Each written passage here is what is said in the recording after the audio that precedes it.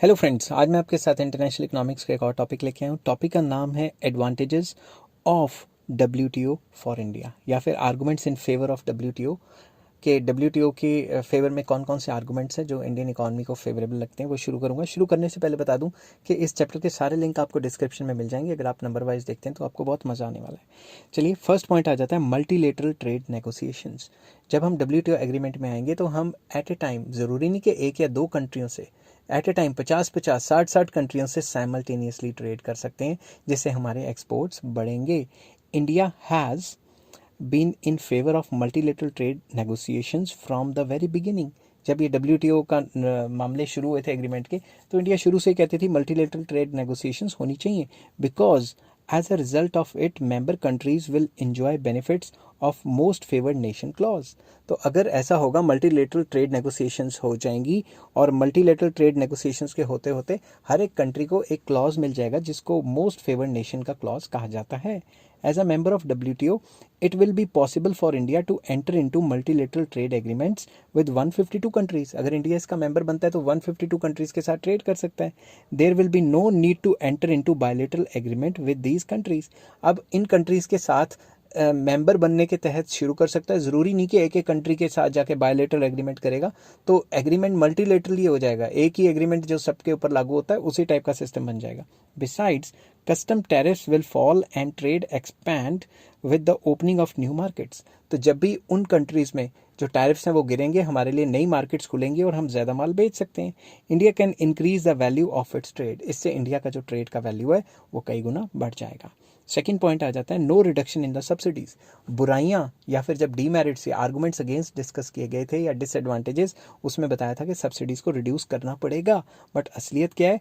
It is wrong to argue that there will be a reduction in subsidies to agriculture as a result of WTO proposals. असल में क्या है? The question of reduction in subsidy arises only when the said subsidy is more than 10% of the production cost. जितनी भी production cost है उसका 10% से ज़्यादा अगर सब्सिडी दे रही है सरकार तो ही हटाई जाएगी। इंडिया के केस में तो ये 3.5% है, तो हटाने का सवाल ही नहीं होता। In India such subsidy is already less than 10%। Presently subsidy given by the government of India to the agriculture is 3.5%. It is therefore wrong to believe that on account of WTO subsidy to agriculture will reduce. कैसे reduce होगी? WTO के agreement में लिखा है कि 10% से जितना भी उसका प्राइस है, उस प्राइस के 10% से ज़्यादा सब्सिडी देते हो तो रिड्यूस करनी पड़ेगी। इंडिया तो 3.5% देता है। The fact is that with acceptance of proposal chances of rise in the quantum of subsidy became right. ये हो सकता है कि इंडिया जो 3.5 देती है वो 5.5 कर दे, क्योंकि वो 5.5, 6.5, 7.5 कर दे। 10 से तो कम है ना। Because of the membership of WTO, no reduction will be affected in ongoing assistance being provided to public distribution system and fair price shops selling food grains to the poor at concessional rates. तो जो MSP है, minimum support price है, या public distribution system है, उसके ऊपर भी कोई असर नहीं पड़ेगा। जब भी सरकार को कहेंगे सब्सिडी कम करो, कम करने का तो वो क्लॉज ही अप्लाई नहीं होता। समझिए बात। नेक्स्ट आ जाता है no need to increase the import of food grains. तो ये भी क्लॉज था डिसएडवांटेजेस में। मैंने बताया था कि बाहर से फूड ग्रेन्स मंगवाने ही पड़ेंगे even if we are export surplus country.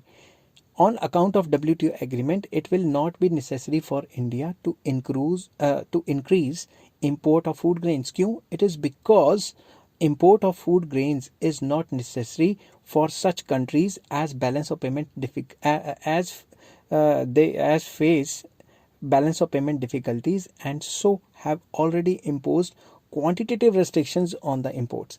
उन कंट्रीज़ पे ये क्लॉज अप्लाई नहीं होता जिन कंट्रीज़ की बैलेंस ऑफ पेमेंट का पहले ही बेड़ा गर्क हुआ पड़ा है। और इंडिया एक ऐसी कंट्री है जिसका बैलेंस ऑफ पेमेंट आज़ादी के बाद आज तक कभी पॉजिटिव हुआ ही नहीं।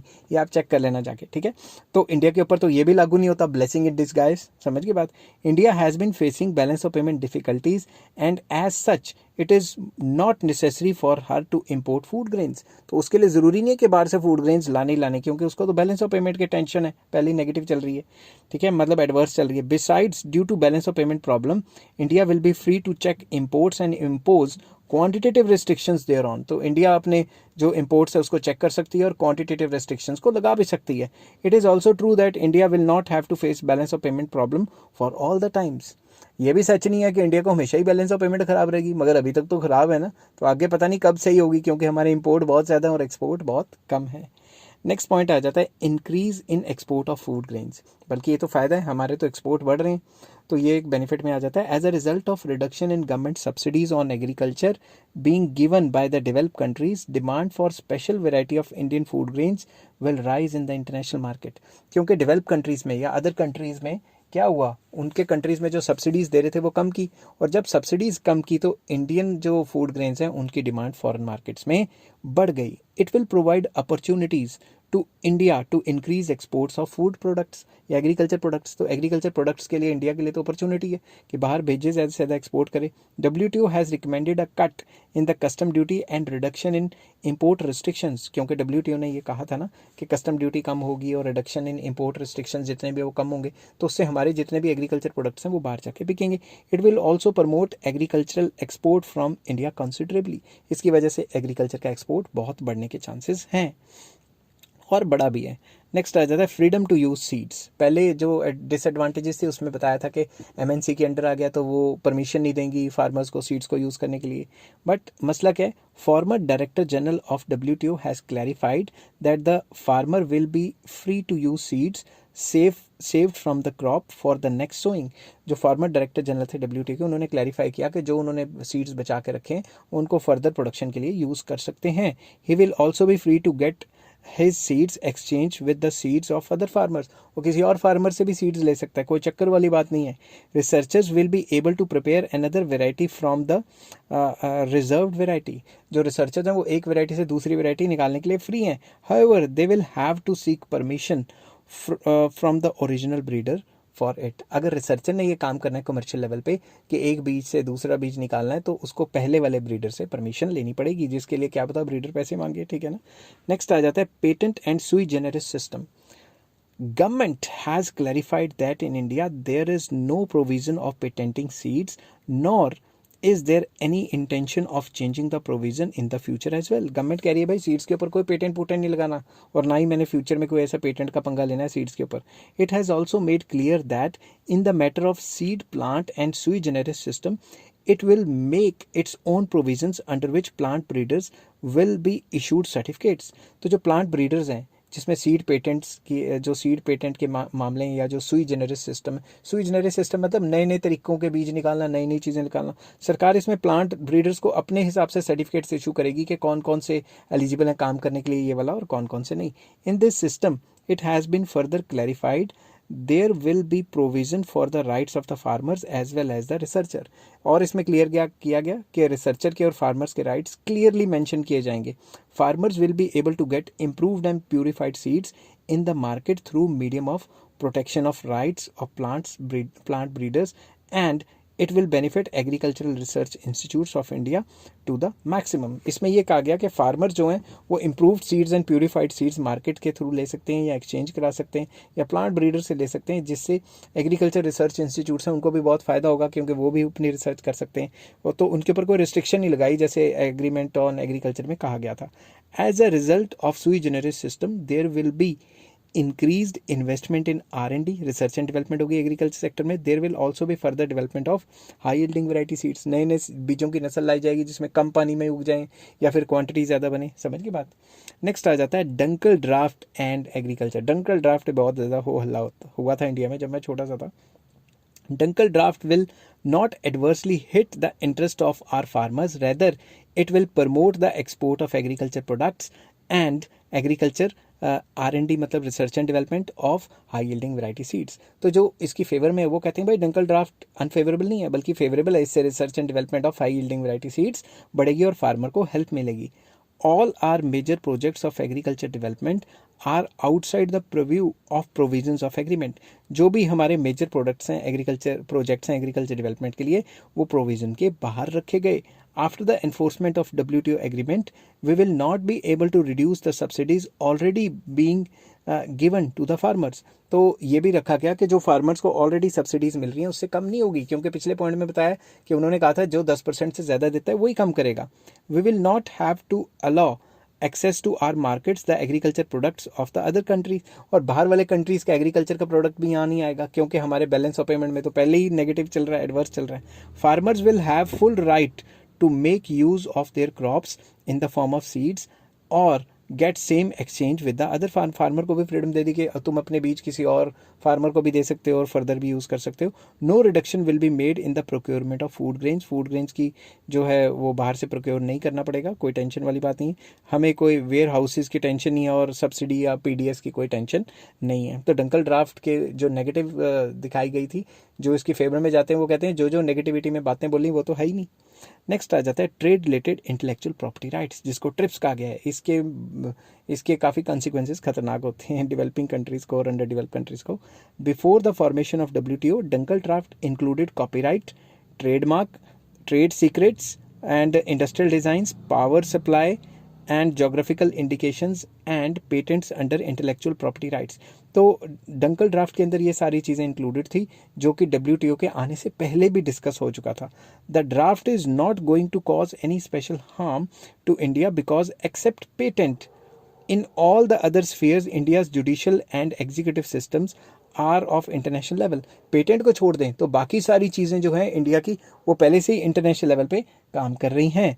Patents, especially in the context of those related to medicines, there is a difference between the provisions in the Indian law and patent provisions in the Dunkel draft. मगर जो medicines की बात है तो Dunkel draft के provisions थोड़े different हैं और जो Indian law है उसके ऊपर वो different है। That is therefore possible that the prices of medicines may rise a little। इसलिए क्या पता अगर Dunkel draft या WTO के agreement medicines के ऊपर लाए गए या patent अप्लाई किया गया तो क्या पता prices बढ़ जाएं। However, it is worth noting that the total available medicines in India hardly 10 to 15% of medicines figure in the patent list। तो जितनी भी इंडिया में मेडिसिन बनती हैं उसकी 10 से 15% ही हैं। WHO जो वर्ल्ड हेल्थ ऑर्गेनाइजेशन है has kept most essential and life saving drugs outside the purview of Dunkel draft और WTO। तो WHO ने कहा है कि ये जो लाइफ सेविंग ड्रग्स हैं इनके ऊपर कोई एग्रीमेंट नहीं काम करेगा, कोई भी कंट्री बना सकती है। डिस्पाइट गला बैठ गया बोल बोल के। Despite the acceptance of WTO proposal till 1998 medicine can be imitated. 1998 तक तो मेडिसिन को कॉपी किया जा सकता था। It is only after a period of 10 years that the patent rights will come into force. मतलब 10 साल तक उनको वेट करनी है, उसके बाद तो पेटेंट राइट को लागू करना ही था। During this period if adequate facilities are provided to Indian scientist they may succeed in manufacturing their own brand of new and effective medicine. तो जो 10 साल दिया, अगर जो हमारे इंडियन साइंटिस्ट हैं वो इतने कॉम्पिटिटिव हैं तो बाकी जो मेडिसिन है उनका कोई ना कोई तोड़ निकाल ही लेंगे। समझिए बात। तो उसके बाद आ जाता है next point, trade related investment measures, जिसको ट्रिम्स कहा गया है। Provisions of WTO under TRIMs are to the advantage of India. कि भाई बाहर से इन्वेस्टमेंट आएगी। TRIMs give foreign investors same rights as indigenous investors. जो फॉरेन इन्वेस्टर्स होते हैं उनको वही राइट्स दे देता है जो डोमेस्टिक इन्वेस्टर्स के पास हैं। TRIMs also give full right to the government regarding the extent to which it में allow foreign capital investment in the trade. तो गवर्नमेंट को भी राइट्स दे दिया कि किस किस जगह पे फुल इन्वेस्टमेंट करवानी है, किस किस जगह पे पार्शियल इन्वेस्टमेंट करानी है। इन्वेस्टमेंट की लिमिट सरकारें तय करेंगी। It also accords freedom to the government to decide about the type of foreign capital investment in the country। तो गवर्नमेंट को एक और फ्रीडम दे दी कि किस किस जगह पे तुमने खोलनी है, जैसे इंश्योरेंस सेक्टर में खोलनी है, बैंकिंग सेक्टर में खोलनी है, किस किस जगह पे किस किस टाइप की डिसाइड करनी है, फ्रीडम सरकार डिसाइड कर सकती है। Again it is the concerned government that will decide about the conditions to be fulfilled to meet the compulsions of export from the viewpoint of balance of payment। तो सरकार क्या कर सकती है, बैलेंस ऑफ पेमेंट के view point को देख के कंडीशन सेट कर सकती है। अगर बैलेंस ऑफ पेमेंट काफ़ी ख़राब चल रहे हैं पहले से ही तो रिस्ट्रिक्ट कर सकती है। Thus WTO proposals will have no effect on the economic sovereignty of the country. बल्कि इससे तो WTO एग्रीमेंट से तो ट्रेड रिलेटेड इन्वेस्टमेंट मेजर्स मतलब बाहर से इन्वेस्टमेंट्स आएंगी बल्कि, ठीक है ना। नेक्स्ट आ जाता है services. By including trade in service sector under WTO proposal, developing countries like India will stand to gain. कुछ लोग कहते हैं ये गेन नहीं लेगी, उल्टा हमारा पट्टा बैठ जाएगा या फिर बेड़ा गर्क हो जाएगा. कुछ लोग इस व्यू के कि हमारा इससे फ़ायदा होगा. अकॉर्डिंग टू WTO, हमने यहाँ पे पॉजिटिव बात करनी है. Develop countries will establish large number of trade and services establishment like banking, insurance, transport, hotel, etc. In return, developed countries will allow access to their markets to India for the sale of her products by allowing multinational companies to set up their business establishment in the country. On the one hand, trade of services will extend, on the other hand it will provide employment opportunities. तो simple word में अगर हमने trade in services खोल दी और इसको follow किया तो बाहर से बैंकिंग सर्विसेज आएंगी, इंश्योरेंस सर्विसेज आएंगी, ट्रांसपोर्ट एंड होटल सर्विसेज आएंगी, जिसकी वजह से हमें जॉब्स वगैरह मिलेंगी और कंट्री में पैसा भी आएगा. ठीक है ना. It will check immigration of young men to foreign countries due to lack of proper employment opportunities within the country and also solve the problem of brain drain. इससे क्या होगा, जो लोग पहले ही बाहर चले जाते थे फॉरेन कंट्रियों में बाहर काम करने के लिए, अब वो यहीं फॉरेन कंपनीज में काम कर सकते हैं, तो हमें इमिग्रेशन की प्रॉब्लम नहीं आएगी. सिंपल वर्ड्स में बाहर से जो कंपनियाँ आएंगी वो हमें जॉब्स वगैरह देंगी और पैसा आएगा इकोनॉमी में जो हमारी बैलेंस ऑफ पेमेंट को सॉल्व कर सकता है. आई होप ये वीडियो आपको पसंद आई होगी और अब तक पसंद ही आ रही होगी. नेक्स्ट टॉपिक आ जाता है क्लोथिंग एंड टेक्सटाइल इंडस्ट्री. इसके ऊपर क्या हुआ, आपको पता है इंडिया क्लोथिंग एंड टेक्सटाइल तो बहुत अच्छे से बनाता है. WTO will benefit clothing and textile industry the most. इसको बहुत फायदा होगा. कैसे?